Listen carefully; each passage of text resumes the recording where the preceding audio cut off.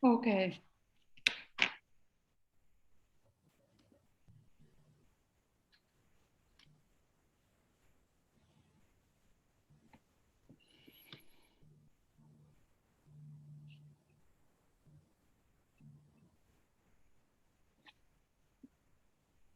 Ok, il convegno è ufficialmente aperto.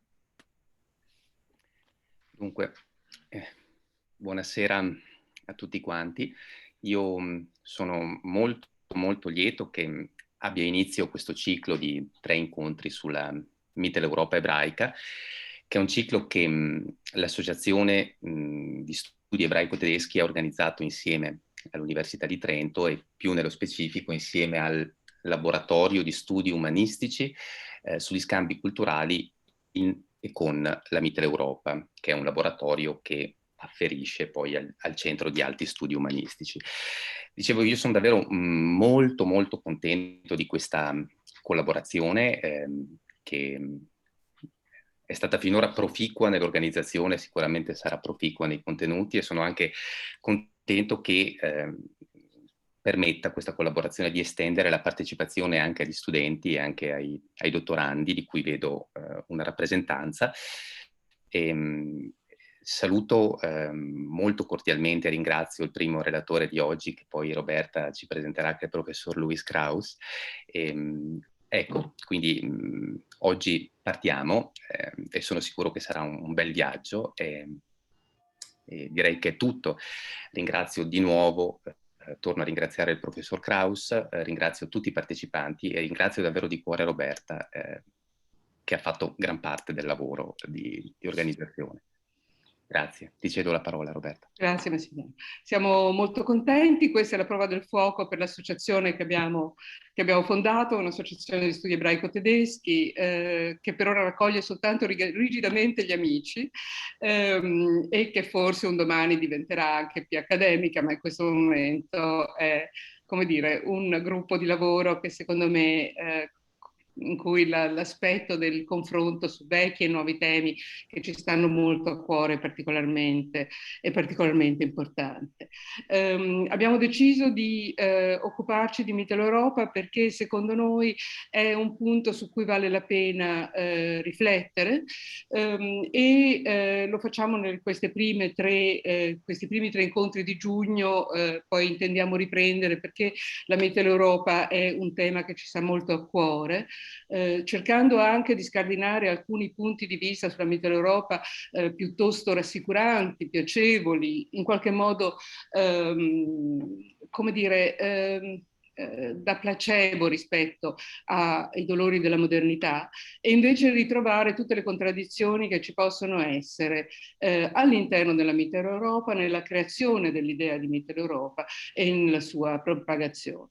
C'era Ugo von Hofmannsthal che diceva che cambiando i contorni delle cose, le cose cambiano radicalmente aspetto.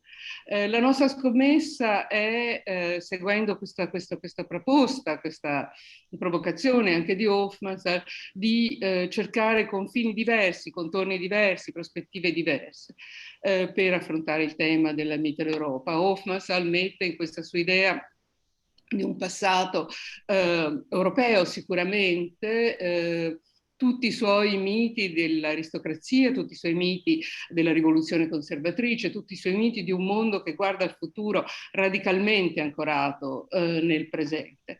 E molti altri autori hanno cercato di fare della Mitteleuropa un vestito, come dire, tradizionale in cui inserire una volontà incerta, corrusca, complicata di futuro.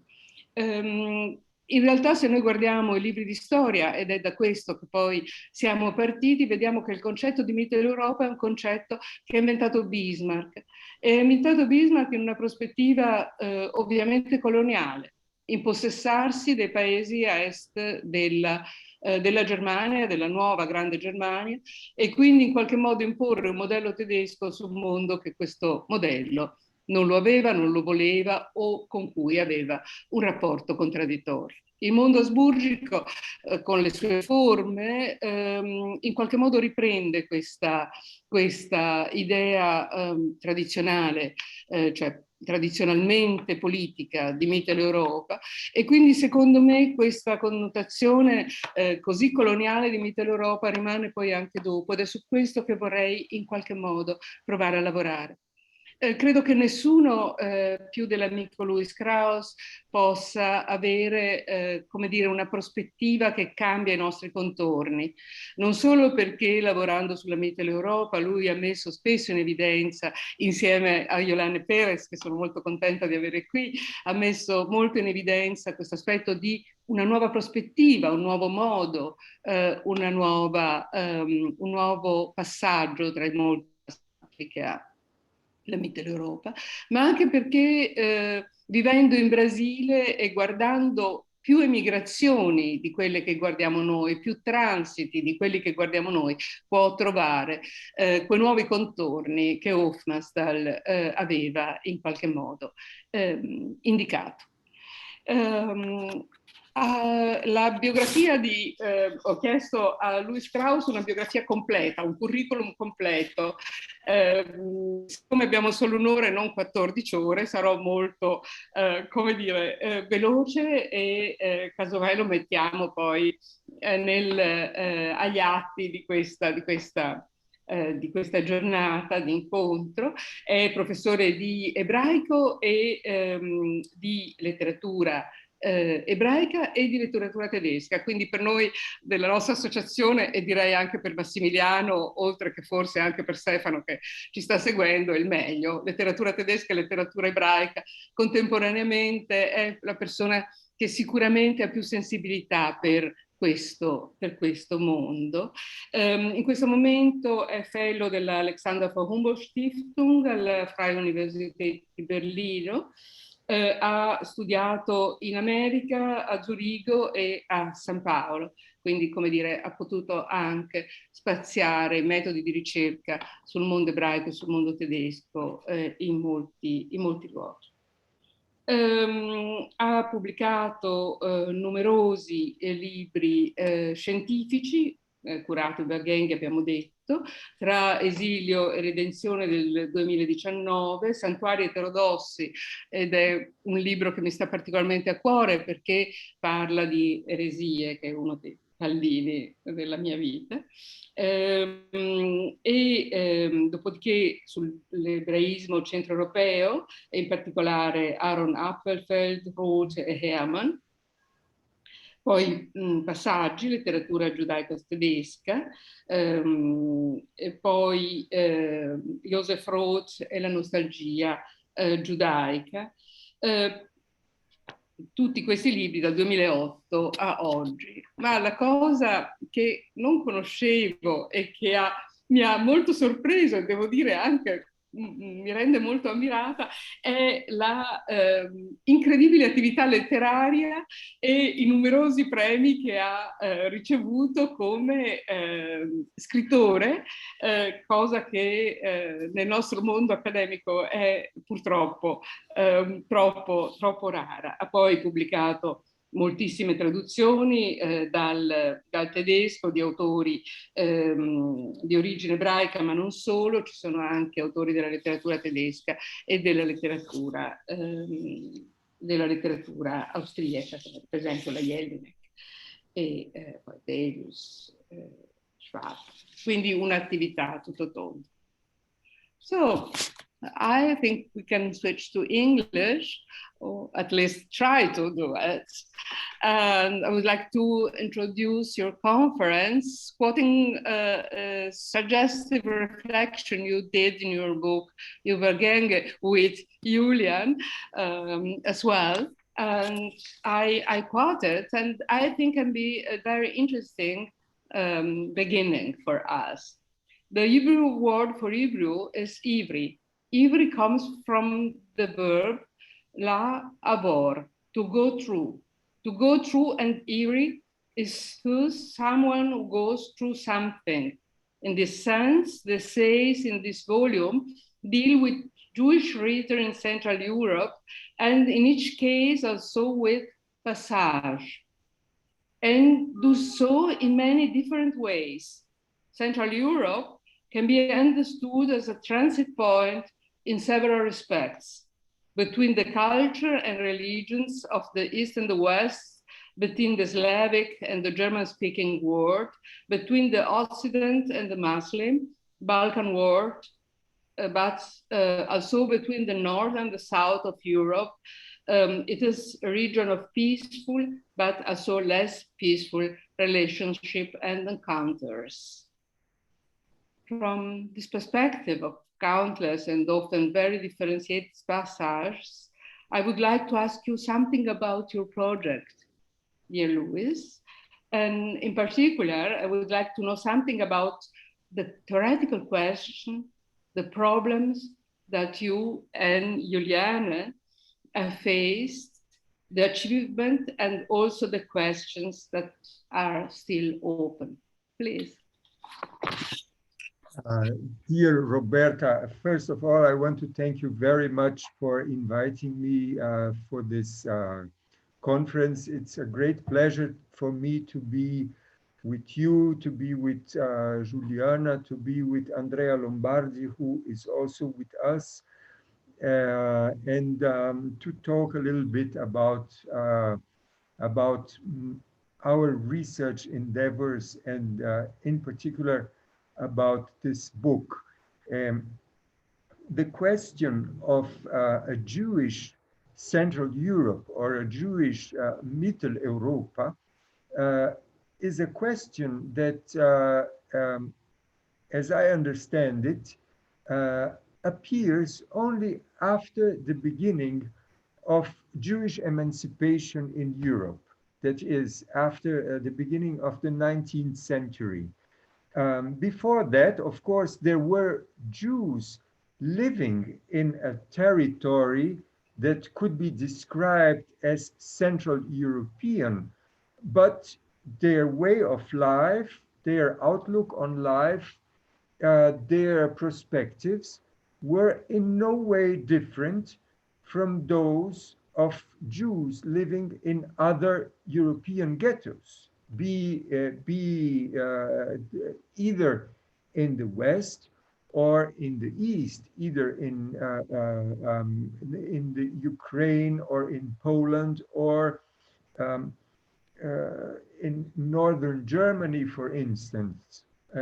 There was a very long history of a Jewish presence in Europe in the so-called Yiddish land. And this Yiddish land was a territory that went from Hamburg to Trieste and from Vilna to Metz in the Alsace, for instance. So it was a huge territory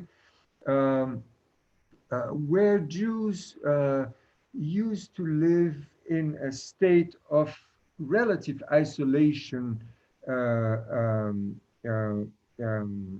in relation to their environment. It was a world closed in itself. It was a world that had a very strong cohesion determined by religious belief and determined especially by the belief that Jews were exiles in Europe, that their place was not in Europe, and that they were in Europe basically expecting the arrival of the Messiah, which would lead them back eventually to the promised land, to the land of their origin.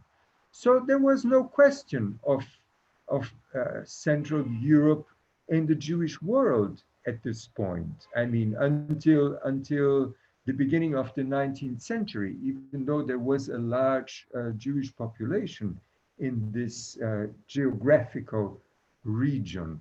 Therefore, our perspective in our project as a whole, and in this book in particular,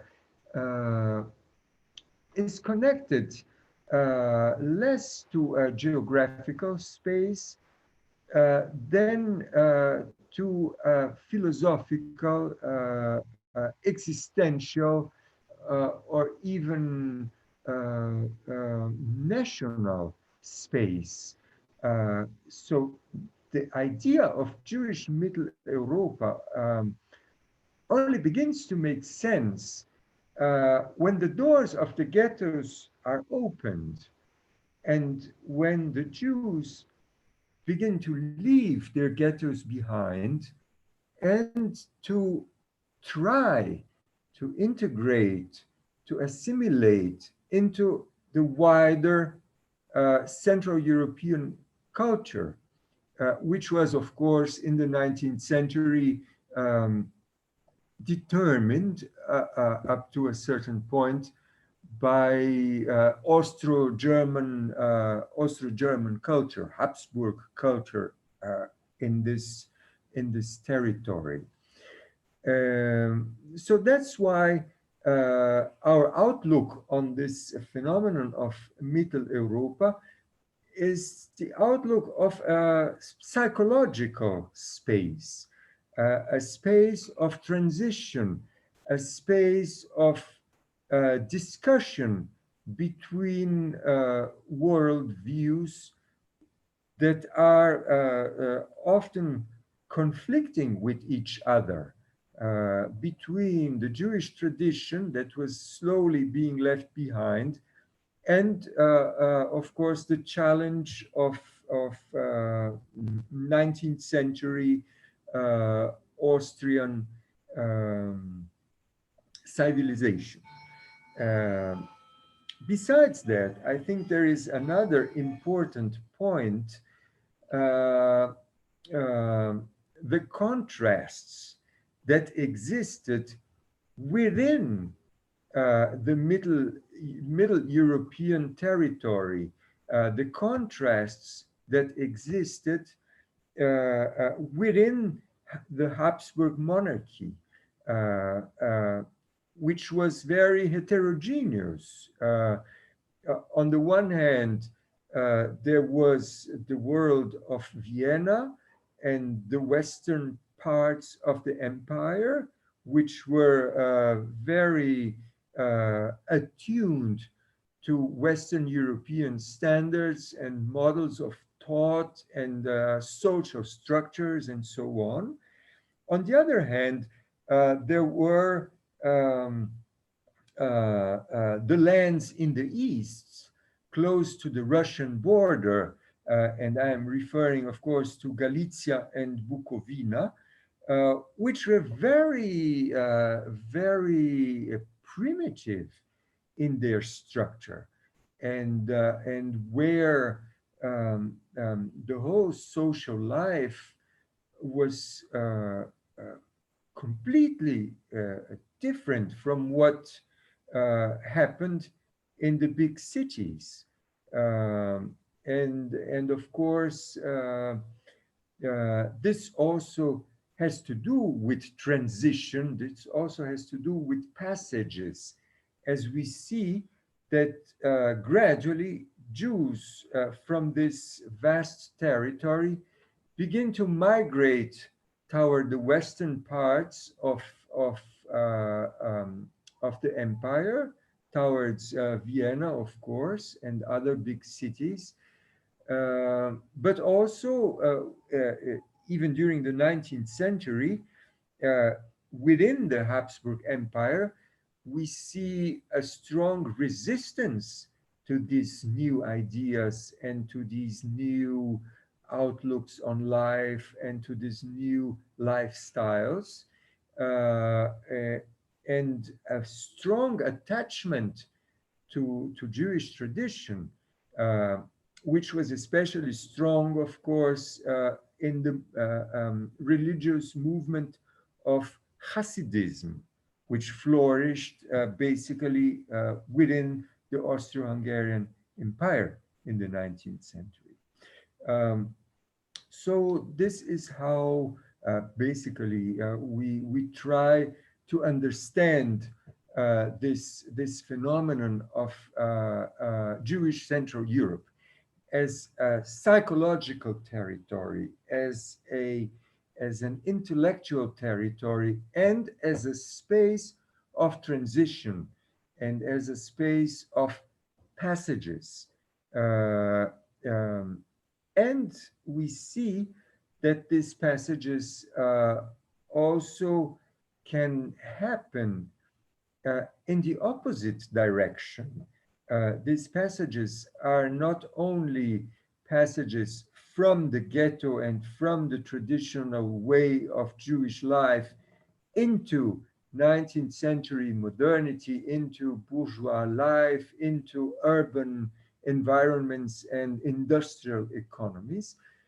But, and this is especially true after World War I, there is also an opposite movement, a movement leading Jews who grew up with a very German education, with a very westernized education, with a very lay and scientific outlook on life,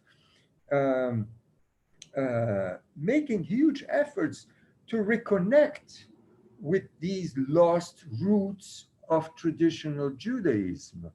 I think maybe the best known example of that is the German Jewish philosopher Martin Buber, who grew up in a bourgeois home and whose philosophical researches have led him back to that by then almost abandoned world of Eastern European Hasidism and of Eastern European folklore and even religious traditions. Another very well-known example is that of Gershom Scholem, of course, who was also born in Berlin into a very assimilated, Germanized family, and who spent his whole life researching the Jewish mysticism from the Middle Ages, from the 18th century, from the 19th century, and of course, we cannot forget Kafka and Kafka's interest in the Yiddish theater, which he saw in Prague, and which was for him like a sort of epiphany. These people coming from another age, from another world, and speaking a language that was abhorred by Germanized Jews, by assimilated Jews, Yiddish, and the fascination that this causes on Kafka is also another aspect of this movement in the opposite direction. So that's how Juliana and I tried to understand Mitteleuropa as a territory of transit, as a territory of passage, and of course also as a territory of dialogue and of conflict. Well, I hope I have answered your question, dear Roberta.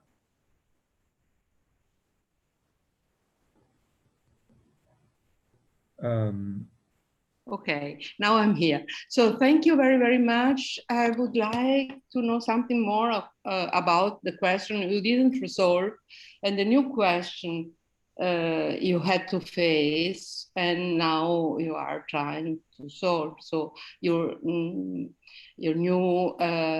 research, your new projects, what are you studying on? What are you searching on? I have, I mean, of course, this whole discussion of Mitteleuropa is in a way comes to an end with World War II and with the destruction of Central European Judaism in all its different phases, in all of its different aspects. Everything was liquidated, basically. And there are hardly any leftovers of this complex, fascinating, enormously rich a Jewish world, or Jewish worlds, because there were actually several Jewish worlds coexisting in this Middle European space in the 19th century, in the early 20th century. But the one thing all of them have in common, all of these Jewish worlds that existed in Central Europe, the one thing they had in common is the fact that they were destroyed without exception and without any distinction about how Germanized or not Germanized these Jews were. From the point of view of Nazism, there was no difference between assimilated, acculturated, Germanized Jews or provincial, religious, Hasidic Jews living in the Russian border. This has all disappeared, and this has all been put in a common grave, basically. So for a while, and this is a project that I have also had the participation of Liliana Feierstein from Humboldt University, who could not be here today, unfortunately.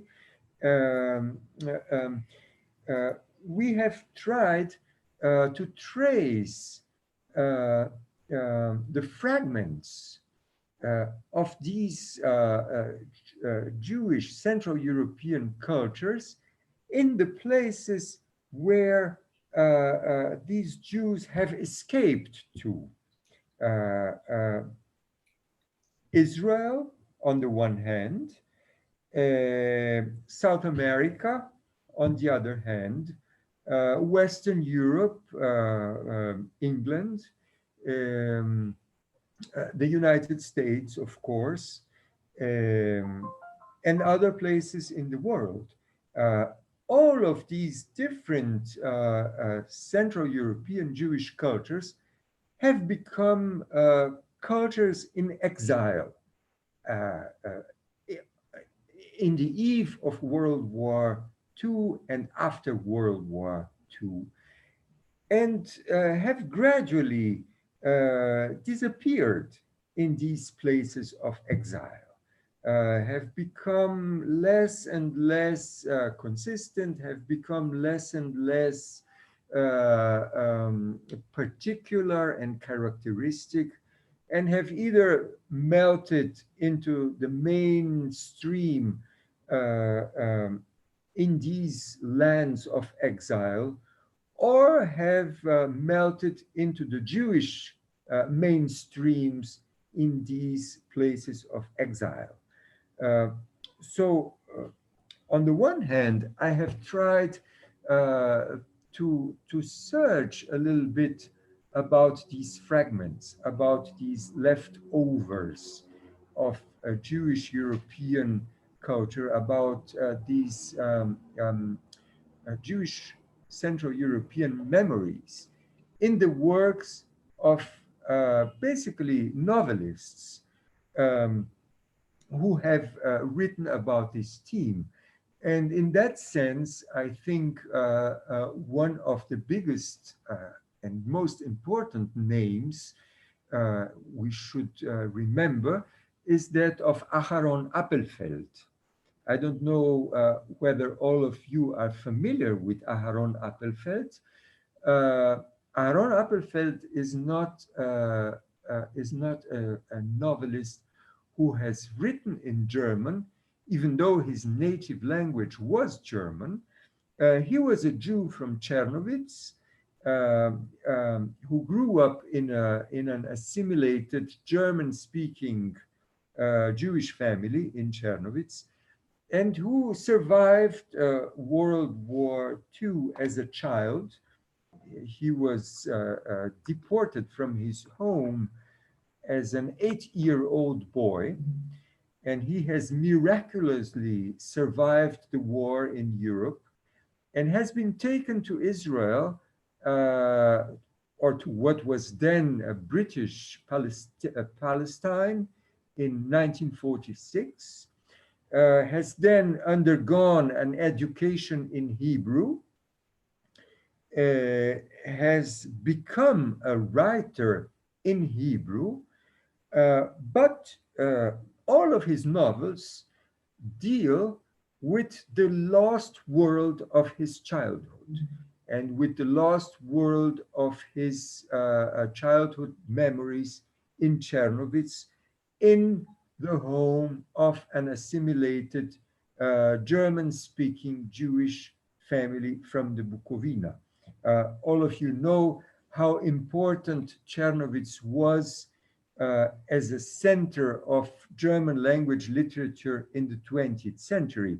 And Juliana is here as our greatest Paul Celan specialist in Brazil, but not only in Brazil. And Paul Celan is maybe the best proof of what I am saying. Paul Celan was also a Czernowitzer, who knew his German much better than many German novelists, than many novelists who were born in Germany or in post-World War I Austria. So Appelfeld is one big name in this culture, in this literary culture of the fragment, of the leftovers, of the shades of Jewish Mitteleuropa.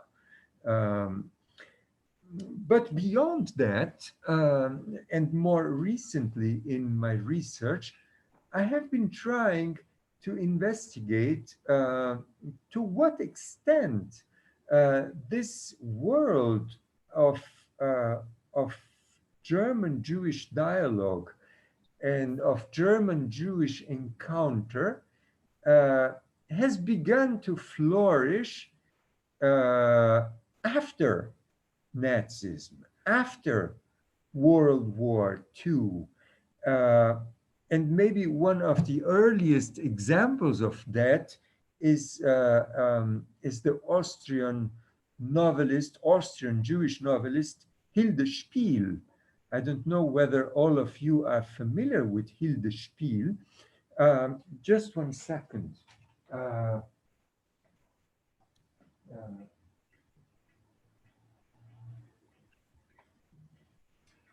But I think Hilde Spiel deserves the title of being the first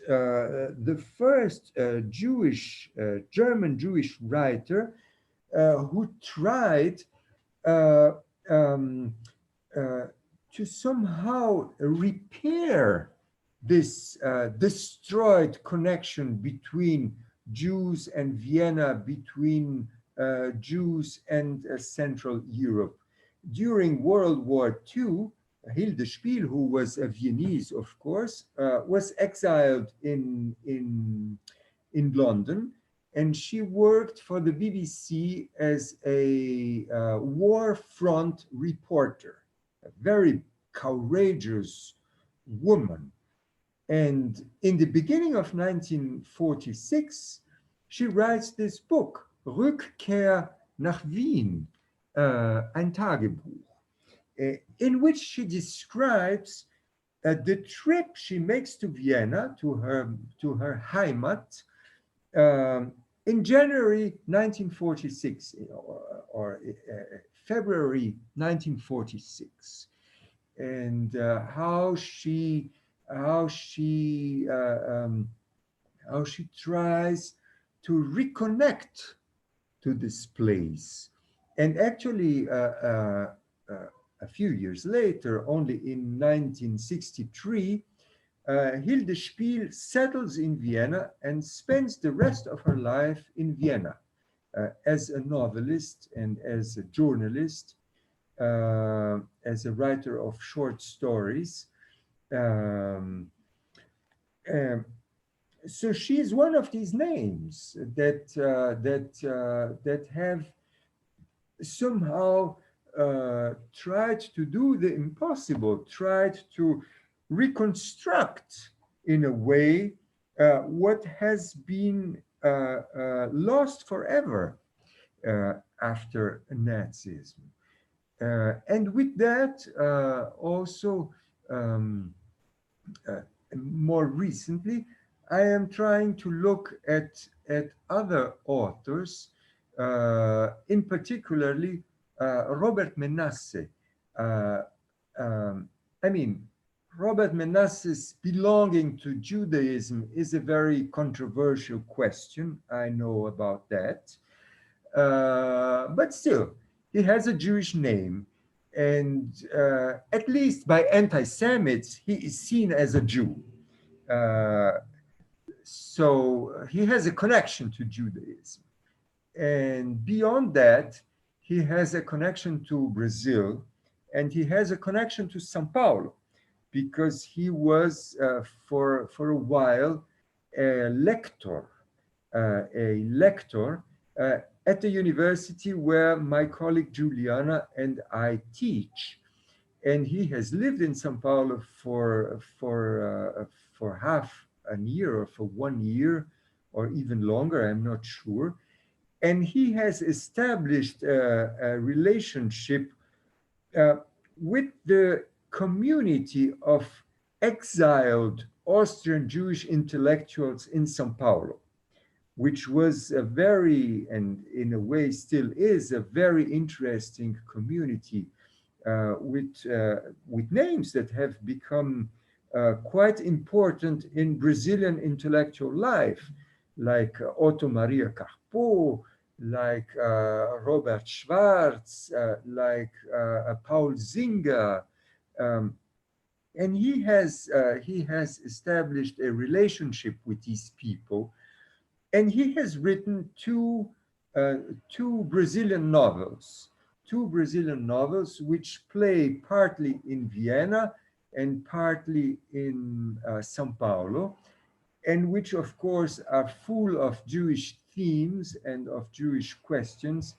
And I don't have to explain to you why these novels are so especially appealing for me, since I myself come from a Viennese family that has been exiled in São Paulo. So that's what I am working on now, and all the time, of course, I try to establish connections between what he says and how he sees São Paulo, how he sees Austrian Jews in São Paulo, how he sees Austrian Jews who grew up in São Paulo and then go back to Vienna,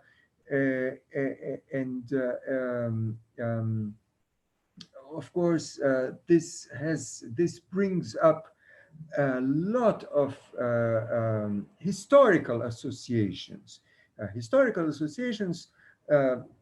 Dealing with this 19th century Middle European space, this Middle European psychological space that is, as I have said before, a space of passage, a space of transition, a space of encounter, conflict, dialogue. So with that, I have come to the impression that as opposed to what I used to believe so far, this world has not come to a complete end yet. This world somehow exists. And of course, in addition to that, we should not forget that in the meantime, Vienna, but more than Vienna, Germany, have become places with quite important Jewish communities again. And again, with Jewish communities that have come from the East, that have come from Russia. Of course, it's a completely different history. We are no longer talking about Hasidic Jews with their beards going to Vienna and then trying to become assimilated and trying to Germanize and shaving and learning German and so on and so forth. We are talking about Jews who grew up under the communist regime of the Soviet Union. We are talking about Jews who were seen as Jews by the Soviet state, but who had actually never had the opportunity to learn anything about Jewish traditions and so forth. We are talking about a completely different reality. And of course, the world they have found in the West no longer has anything to do with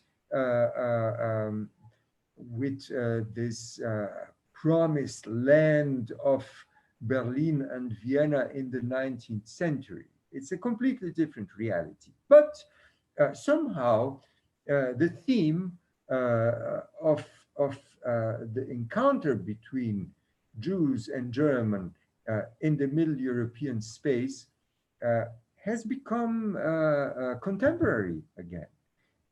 So this is what I am trying to investigate now.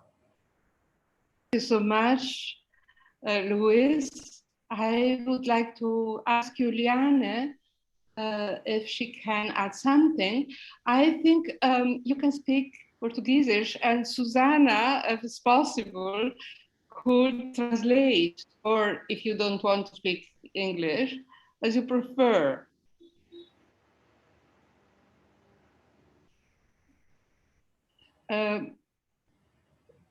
Dottor Valenzin, potrei chiederle di aprire il microfono a Juliane Perez e a Susanna Kamp-Lages? Adesso sì.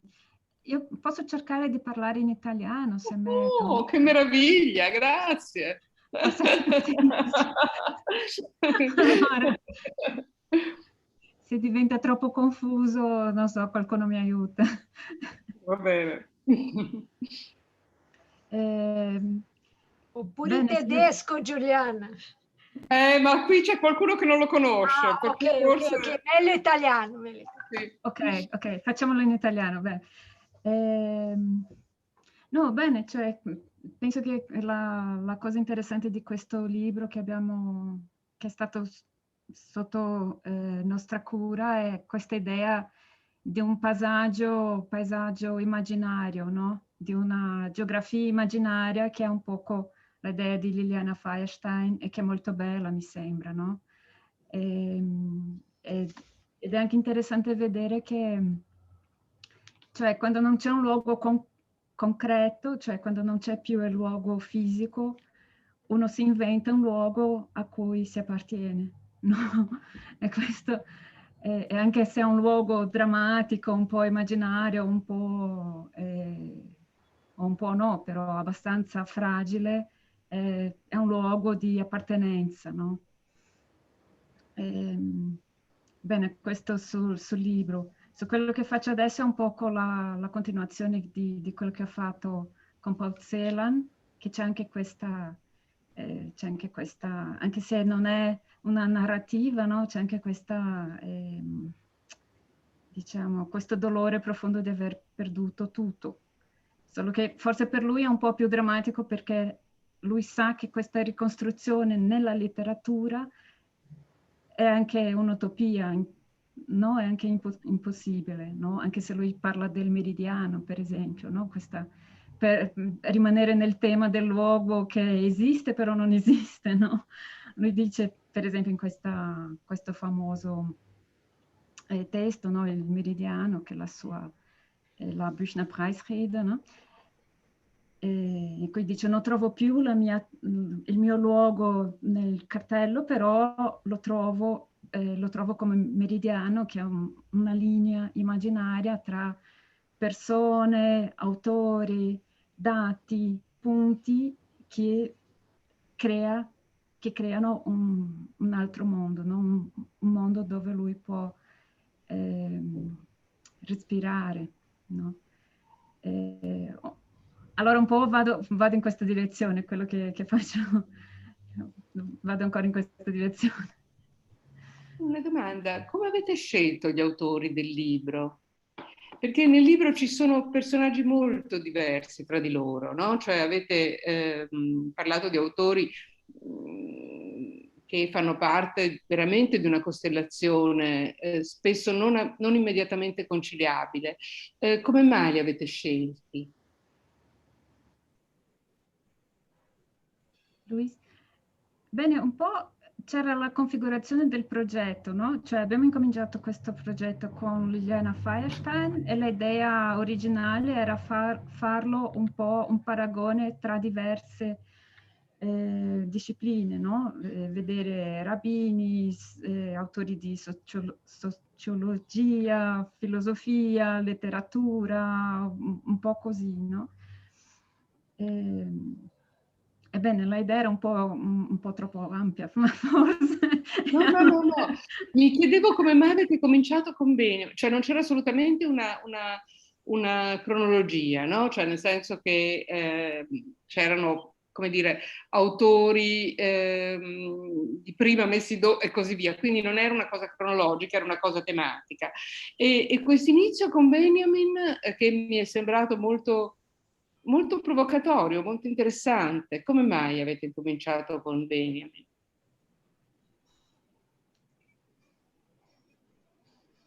Luis, möchtest du? Das war deine Idee eigentlich. Okay. Yeah. Also, well, I was speaking English. English, yeah, please. So, actually, we have invited some people to participate in this project, and we have not tried to force anything on them. On the contrary, since this world of Central European Judaism is so vast and so diverse, we have tried to leave the choice to the people we wanted to work with. So, as a matter of fact, the book has a somewhat chaotic characteristic, as you all have noted. I mean, we go from Theodor Herzl to Walter Benjamin, from Heschel to Leon Feuchtwanger.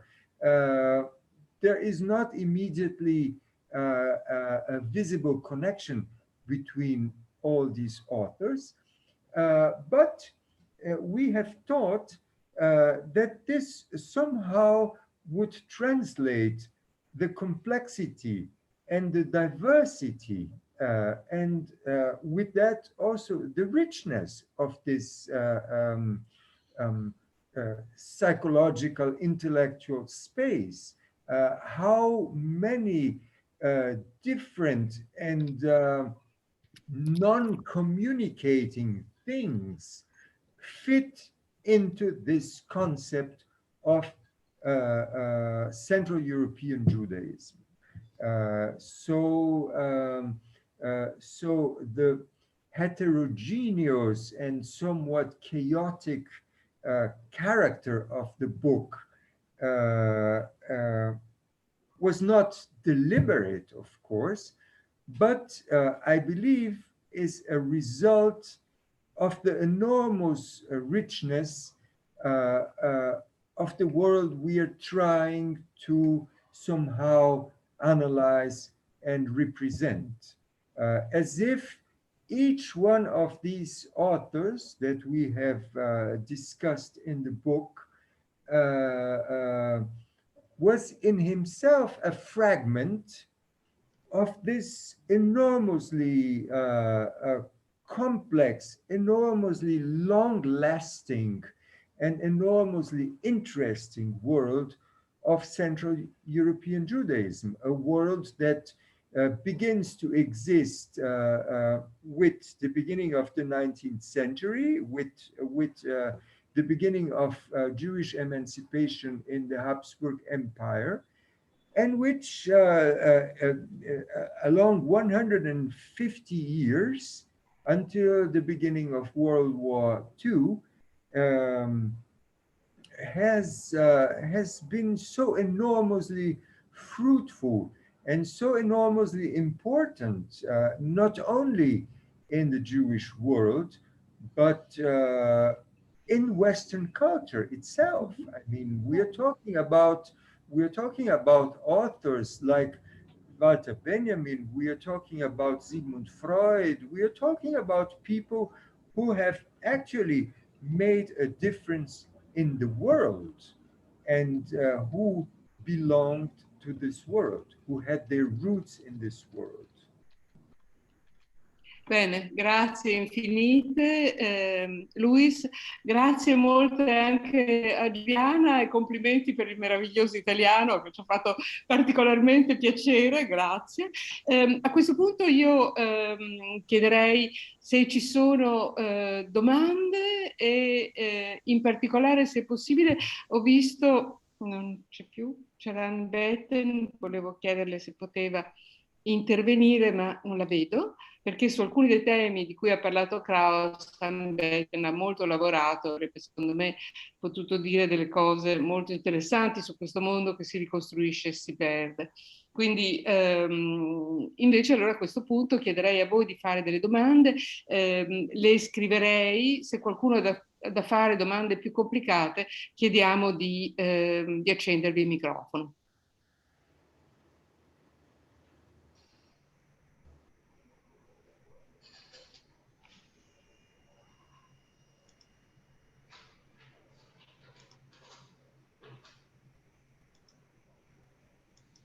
Come al solito è difficilissimo incominciare una discussione.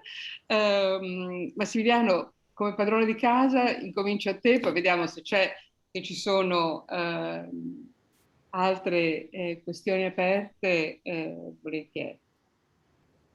So I'll try to, can you hear me? Okay, I'll try to ask a question. First of all, I would like to thank Professor Krausz for his very interesting speech, and Juliana Perez too. And so apart from the romantic and late romantic aspect of the concept of Middle Europe about which Roberta spoke before, what continues to function, in my opinion, even nowadays, in an era of newly uprising nationalisms and sovranismi, is the idea, as Juliana said before, of an alternative geography, of Middle Europe as an alternative geography, which is not based on the concept of national state and of territory. And this gives rise to an identity based on language, or on languages, on culture, or on cultures. So rather than on territory. And my question is, what is left? What remains of this idea, of this dimension after the loss, after the exile, after the flight, after the loss of the homeland? Is it only a matter of recollection, of memory, or does it partake in founding a new identity? Thank you. Juliana, I think you should answer this question.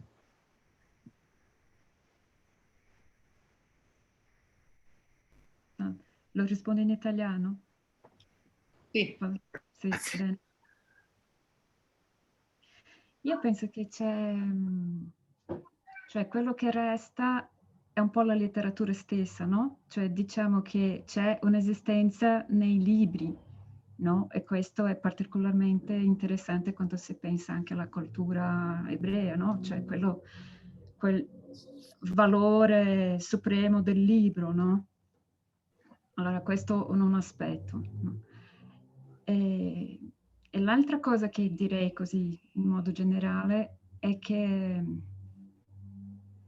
beh, non sarei dire se c'è una nuova identità, ma siccome c'è un'identità che diciamo che si mescola con altre cose, perché una volta che è fatta sui libri e sull'immaginario, si mescola molto di più con altre cose che sono anche quelle che per esempio un autore in esilio riceve di quel posto dove adesso è, no? Allora si forma una cosa nuova, in questo senso sì, direi di sì, sarebbe una nuova identità, però senza che quella antica si perda, no? Si sparisca, diciamo. Questo come tentativo di risposta. Grazie molto, grazie.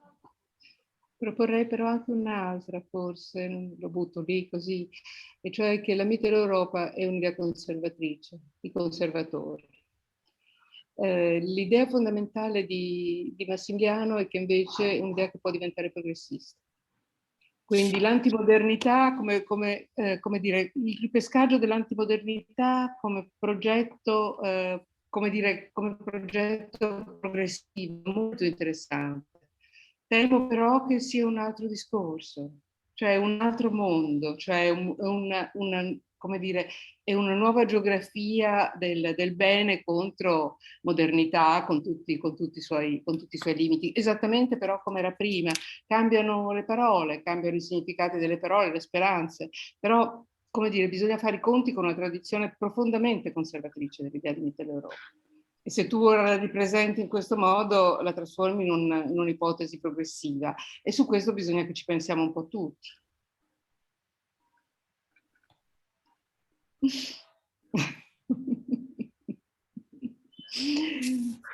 Dunque, io penso che Massimiliano abbia rotto il ghiaccio. Se ci sono altre domande sono... Ah, ecco, Laura, un'idea conservatrice che esiste solamente in tedesco?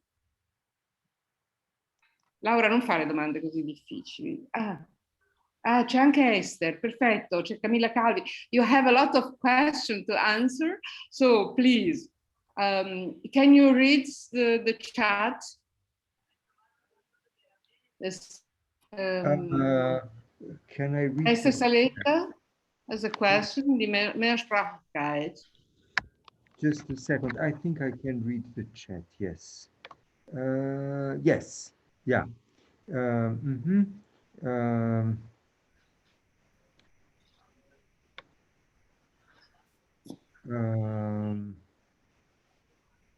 So my question deals with the problem of Mehrsprachigkeit. In which sense would you focus this aspect in the whole panorama of authors you have taken into consideration in your book? Yes, I think this is a very interesting question because especially when you're talking about Jewish Central Europe, of course, there is always this underlying dialogue between German and Yiddish, and between Yiddish words, Yiddish expressions, which of course add a whole new dimension to the language of these authors, and bring a lot of contents that could actually not be expressed in a language other than Yiddish. So this, for one thing, I think is a very, very important aspect that should be taken into consideration. Of course, not in all of the German speaking and German writing authors and poets of Central Europe, but in many of them, Yiddish is somehow a presence, even though there might be no actual Yiddish words. Let's take as an example Arthur Schnitzler. Arthur Schnitzler is this enormously elegant stylist of German literature at the turn of the century, and he writes a German that is extremely musical to the ears. In a way, I think it's the essence of Viennese German that you can find in Schnitzler's book, in Schnitzler's books. At the same time, he often has characters who speak Yiddish, even though he doesn't reproduce their words, but he mentions them, and he says, so and so spoke so and so in Yiddish. And this brings a completely dissonant note to the text. At the same time as it makes a big irony in relation to all this aristocratic pretensions of assimilated Viennese Jews. What I have in mind now is a character from what I consider his masterpiece, Der Weg ins Freie. I'm not sure whether all of you are familiar with this novel, but one of the characters in Der Weg ins Freie is Herr Ehrenberg, S. Ehrenberg, because actually his name is Salomon Ehrenberg. But Salomon sounds very bad since he is a wealthy Jewish businessman who has this huge apartment on the Ringstraße, and his wife makes a point of inviting members of the Viennese aristocracy to her salon, and she emulates very successfully the manners of the Viennese aristocracy, and so on and so forth.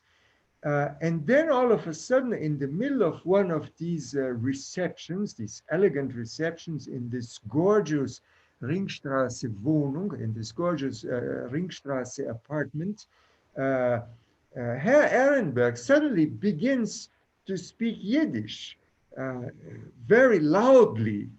And his wife and his son, they want to melt, they want to die, they want to disappear. They are so embarrassed by this appearance of the old Jewish world, which is emblematized by Yiddish and which is absolutely unheimlich. It's really, I think, the example of the unheimlich.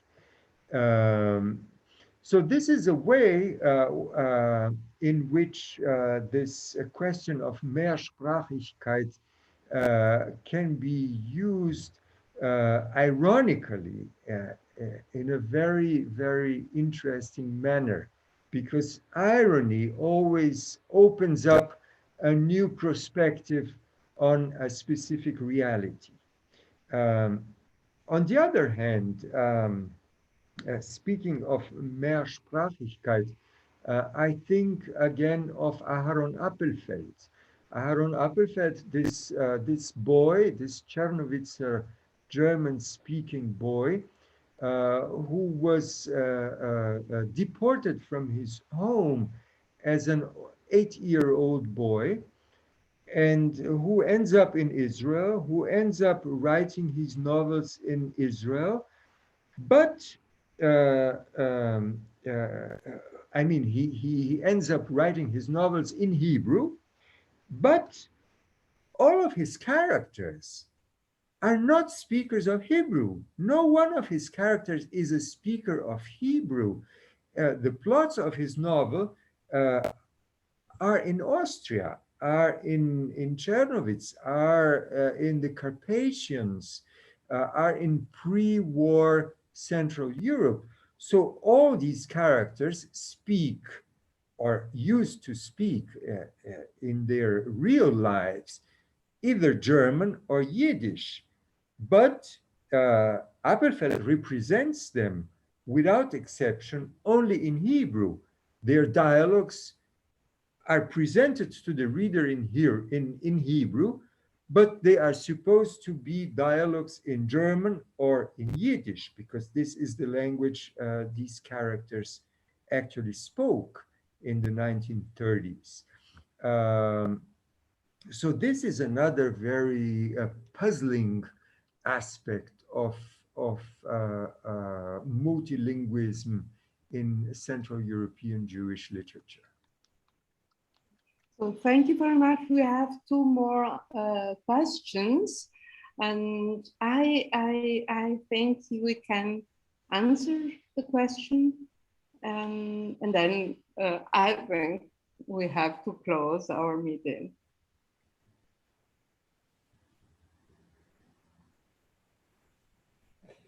Laura, could you translate your question? Okay, the question is the idea is only in German-speaking authors. What do you think about?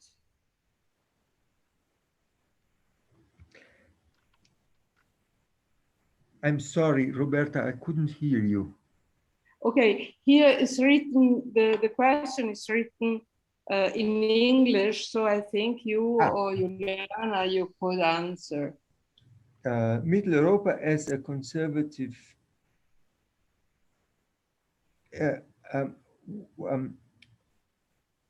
are you referring to Laura's question? Yeah, Laura's question. Okay, as a conservative Europe, as a conservative idea that can only exist in German. No, I absolutely disagree with that. I think one of the most important aspects of Mitteleuropa is the fact that it's a space where many languages meet and where many languages interact with each other. And I mean, again, I come back to Czernowitz. There is no better example, I think. Czernowitz is a city where people spoke. There is this beautiful poem by Rose Ausländer about über die Karpfen, die in ihre Gelee auf 5 Sprachen schwiegen in Czernowitz. I don't remember the poem by heart now, but it's a beautiful poem where she describes these carps in gelatin and how they were silent at her Czernowitz home in 5 different languages. So they were silent in Romanian, they were silent in Yiddish, they were silent in German, they were silent in Ukrainian, and they were silent, I don't know, either in Russian or in French, because cultivated Chernovitzers also loved to speak French, especially after Czernowitz had become part of Romania. So, so I think the coexistence between languages and the dialogues between languages, the passages from one language to the other, are one of the fundamental aspects, not of Bismarckian Mitteleuropa, but of Jewish Mitteleuropa, of course. And not only of Jewish Europa, Mitteleuropa. I think, for example, of a novel which probably many of you know, by Ivo Andrić, The Bridge over the Drina. Ivo Andrić was this wonderful Bosnian author who won the Nobel Prize for Literature, and the description he makes of this town, of this bridge over the Drina, especially in the final chapters of the book, and how the German-speaking Austrians relate to the local Bosnian population, how Galician Jews come to this town and settle there, and how they all speak different languages, is one of the central aspects of the book. And I think the idea of bridge, which is so present in this novel by Ivo Andrić, is also emblematic of what Mitteleuropa, at least as I try to see it, represents. It's more than anything a bridge. It's neither one border nor the other border, but what is in between and what can take from one side to the other. And therefore, multilingualism, as I see it, is a central, radically central concept in this conception of Mitteleuropa as an imaginary territory, as an intellectual territory. Posso aggiungere una cosa? Laura, se tu calcoli l'importanza, Fovea sono gli scrittori della Jungvilne, della traduzione chiaramente dal tedesco. Thomas Mann, per esempio, era uno dei più amati, ma tutta la decadenza europea. Cioè il problema, anche se continuavano a parlare in Yiddish, c'era l'esigenza di trasferire le altre lingue, no? Cioè la sfida è anche l'esigenza. Quindi si crea poi una coenè, anche, come sai benissimo, anche in Yiddish, che è una mediazione tra lo Yiddish e le lingue della cultura, soprattutto tedesca. C'è qualche francese, traducono, sai bene, qualche francese traducono addirittura D'Annunzio, ma penso che il grande è proprio la traduzione dal tedesco come incontro appunto tra queste due lingue simili ma non troppo, e credo che questo è importante, almeno come prospettiva, insomma. C'è la domanda, scusatemi, abbiamo poco tempo, quindi io... ok. Giovanni San Paolo ha domandato, kann man Stefan Zweigs Brasil als ein gelobtes Land lesen? Juliana, I think you should answer that one. Ok, grazie. Io direi di no. Cioè, io direi che questo sarebbe forse il suo desiderio, no? La sua utopia, però quando uno guarda i suoi testi, soprattutto questi che lui ha scritto alla fine della vita, tutti i luoghi sono luoghi di isolamento, diciamo. no? In Montaigne è così, c'è Montaigne proprio la piccola torre e lui è lì nella sua torre, e dopo in questo Schachnovelle, no? che ho cercato di analizzare, no? C'è solo questo Schiff, adesso mi sfugge in italiano. La nave, sì, grazie. C'è questa nave, in questa nave questi posti che sono un po' strani, sempre chiusi, sempre così, cioè sono sempre luoghi che possiamo dire o descrivere come negativi, no? Allora, io penso che questo crea una tensione e contraddice un po' questa idea che lui ha difesa nel Brasile, paese del futuro, non so se si dice così in italiano. Sì, no? Che sarebbe un'immagine positiva, no? Di un'utopia, molto più, si deve capire molto più come una utopia e non tanto come una possibilità di fatto. Giovanni, volevi aggiungere qualcosa? Oppure va bene? Va bene? Allora a questo punto c'è la domanda di Matteo di Taranto. Riuscite a leggerla?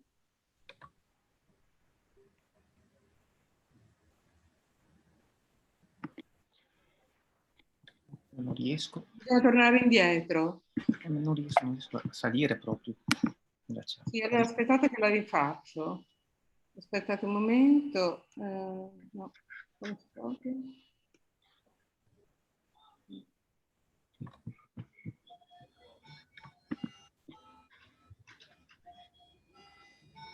La ridigito.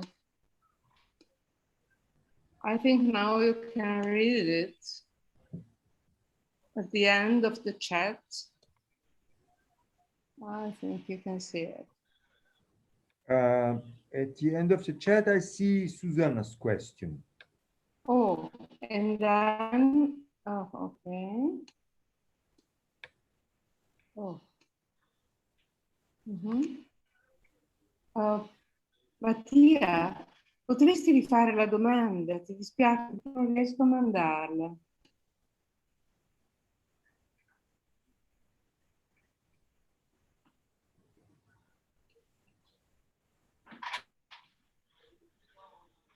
Te l'ho mandata, Roberta. Prova a vedere se la vedi. Prova a vedere, Roberta, te l'ho mandata. Grazie, Esther. È scritto è di Esther Saletta, ma in realtà è di Matteo di Taranto. Sì. Riuscite a vederla adesso? Grazie. I can see it now. Anche lo staff l'aveva mandato, grazie.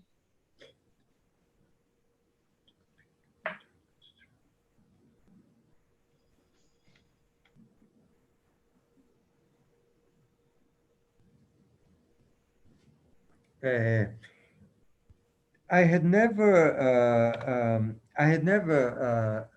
Mrs. Saletta, thought about this question you bring up, and it has never occurred to me, but it might be an interesting theme to investigate.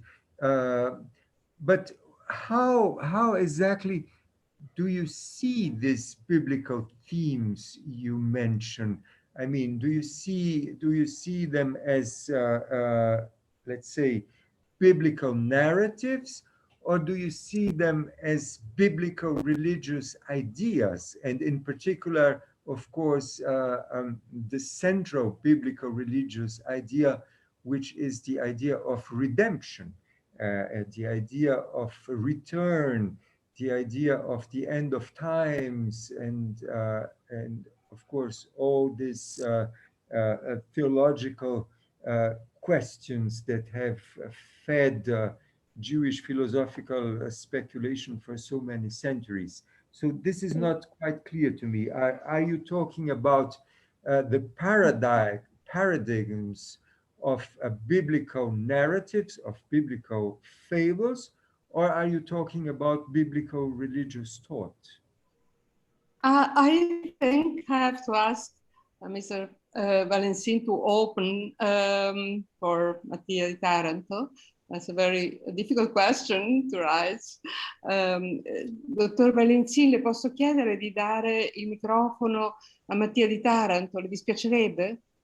Credo che siano, i microfoni sono sganciati, siete tutti liberi di muovervi liberamente. Allora io forse chiederei a Mattia se può parlare brevemente, perché sono già le 7:30, però è una domanda importante, penso che se può spiegare meglio. Ciao Roberto. Carelli non si deve preoccupare per il tempo. Sì, soltanto l'audio è attivato, non il video, per cui non mi vedete. Comunque ho scritto anche la risposta. Sì, mostly biblical narratives as a way to reconstruct one's own Jewish identity. I think of Joseph Roth's Job, for example, but also after World War II, Nelly Sachs, in particular in den Wohnungen des Todes und Sternverdunkelung. But there are many possible examples. Yeah, I think in that sense, biblical ideas, and I'm thinking of Joseph Roth's Job now, they serve less to reconstruct an existing identity than to foster the creation of new identities, or at least of new forms of identity. In that sense, we should not talk about conservatism, because what we see happening in Joseph Roth's Job is not a reconstruction of life of the shtetl as it was in the shtetl, but a new invention, a new way of Jewish life in a new context, which certainly has specific aspects in common with the past, but which is by no means an attempt to reconstruct the past as it was. I'm not sure I'm being clear in what I'm trying to say. Yes, thank you. It's just, it's ultimately, my opinion in Joseph Roth's Job, it's ultimately ruinous. It doesn't work. The new identity, the new American identity is somehow a false identity. It doesn't work as it should, in my opinion, as the but I'm not sure I agree with that. I mean, it's partially true if you think about Mendel Zinger's wife, about Mendel Zinger's daughter, about Mendel Zinger's sons, who have all lost their ways, so to speak, in this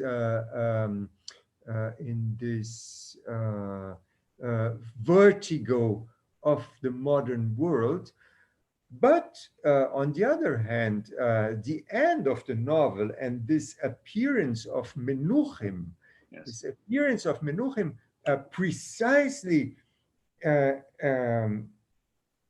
on Pesach, on the yes, eve of Pesach, yes, no?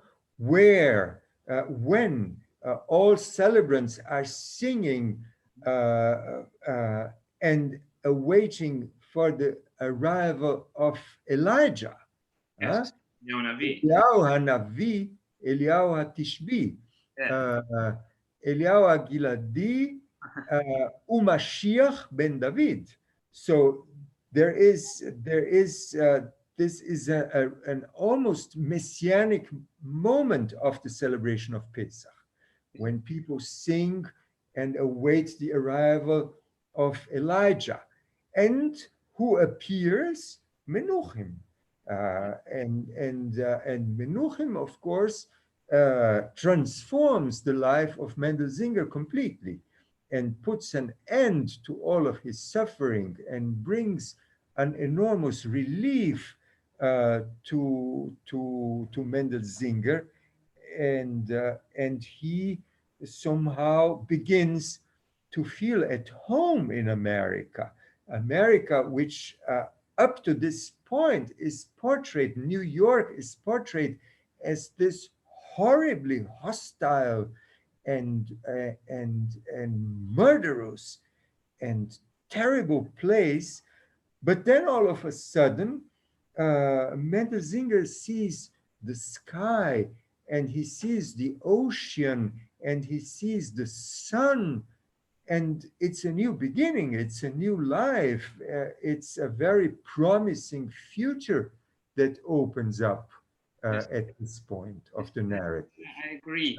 That's exactly what I meant. It's through the reappropriation of his Jewish identity that he can now live in America as a Jew. Yes, of course, but not as a Jew from the shtetl, as a new kind of Jew. Yes. That's the point. So that goes back to what I was saying, that the Jewish, I mean, the biblical stories, the biblical paradigms, they may serve as a structure that can take many different shapes and that can have many, many different faces. This is what I think is true about the phenomenon of Jewish diasporas as well. I mean, what does a Jew from New York have in common with a Jew from Yemen? Very little, but on the other hand, there are things in common. There are some basic structures that are shared. So there is maybe a question here of form and contents, a dynamics between what's behind and what is seen from the outside. Yes, that's extremely interesting what you said about the fact that the question of Jewish Mitteleuropa is a question that appears after the beginning of the emancipation assimilation process. I totally agree, because my answer to that question, what do Jews from Yemen or Mitteleuropa have, or New York have in common? I would say religiously the observance of halachot.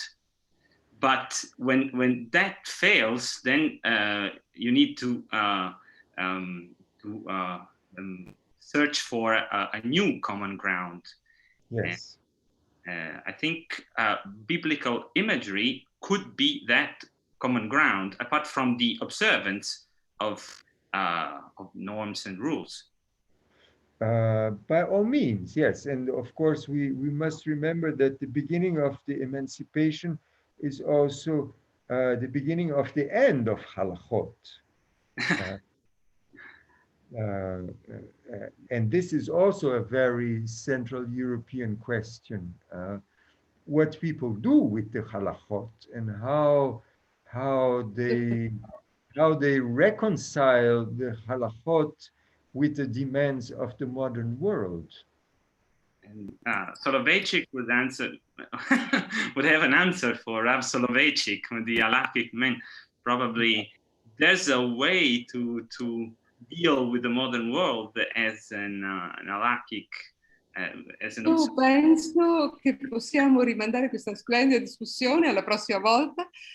Sono già le 7:36, quindi vorrei concludere lasciando aperta questa bellissima riflessione che, ripeto, possiamo sicuramente approfondire la prossima volta. Vorrei ringraziare prima di tutto lo staff dell'Università di Trento che ci ha permesso di svolgere questa riunione senza nessun intoppo, mi sembra meraviglioso, grazie veramente tantissimo. A nome di Massimiliano ringrazio i relatori, che sono diventati 2 con grandissimo piacere. La presenza di Juliana è stata meravigliosa. Ringrazio molto Luis Krausz con tutte le interessantissime riflessioni col portato della sua esperienza di ricerca, e ringrazio anche Juliana con i suoi approfondimenti e la sua competenza. Vi ringrazio moltissimo. Ringrazio Susanna, che non ha dovuto tradurre, ma che era pronta a farlo, e vi ringrazio moltissimo. Ringrazio tutti i colleghi e gli amici che sono venuti questa volta, e ringrazio tutti quelli che hanno fatto delle domande così interessanti, e mi auguro che questo sia solo l'inizio di un incontro che possa continuare con Luis, con Juliana, con Massimiliano e con chi è interessato a questo tipo di questioni. Ah, Susanna, scusami! Susanna, falla, scusami. Luis, you have to answer very shortly, because okay. Susanna wanted to ask a question, but we don't have so much time, so please be short.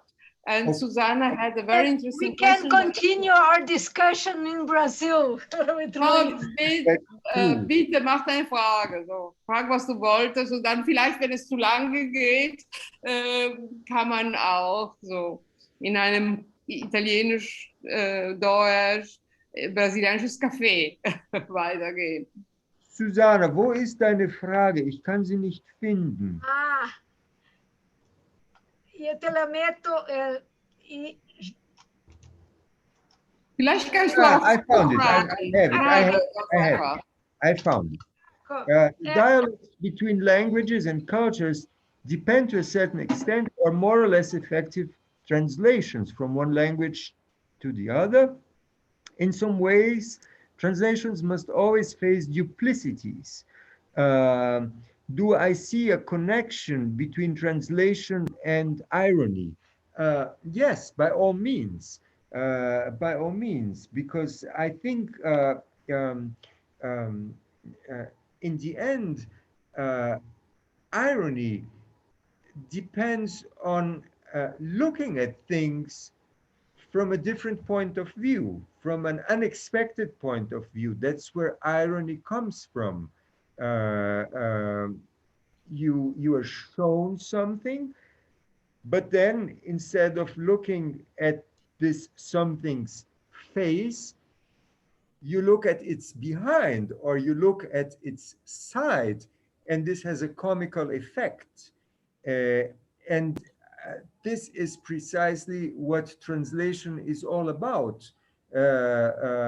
Translation is about rendering something in a different language. And of course, each language has a specific point of view. And if you have the possibility of translating, depends on the possibility of seeing things from another point of view. Of course, as a translator, I think you have some control on that. You can either create ironic effects, or you can be a good translator and try to be faithful to the original and not betray the original. But you can definitely be very mean as a translator and twist the translation so as to construct very comical and ironical effects. And this is all there is about this mixture of Yiddish and German, I think. It gives you a lot of possibilities to be ironic. So I think it's a very, very interesting question. I think there is definitely a very close relationship between translation and irony. by all means. And I would like to say just one more word. We were talking about Soloveitchik and the halachot, but we must remember that Soloveitchik was not from Central Europe, was not a Viennese or Chernowitzer or a Middle European. He was a Litvak, and that's a completely different story. Yes. Okay. Right. Grazie, Luis. Prego. Massimiliano, concludi Well, te. Roberta, thank you very much again for this stimulating invitation. It was a pleasure to be with you. It was a pleasure to be with all of you, with Juliana, with Susanna, with Andrea.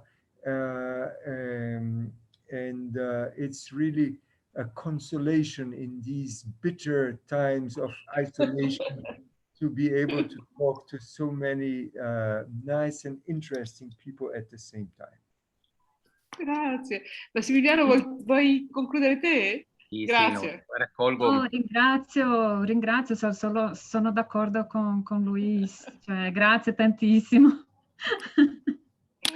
Io raccolgo tutta la soddisfazione di Roberta, che è anche la mia, e formulo tutti i ringraziamenti al professor Krausz, a Juliana per la partecipazione. E a questo punto, come dire, ci diamo l'appuntamento per la seconda puntata di questo ciclo, che è prevista per il 22 di giugno, sempre alle 18 e sempre allo stesso link Zoom. Così, chiudo Grazie infinite, grazie a tutti. E ringrazio di nuovo tutti, anche allo staff tecnico informatico di Trento. Grazie, buona serata e buon pomeriggio ai brasiliani. Grazie.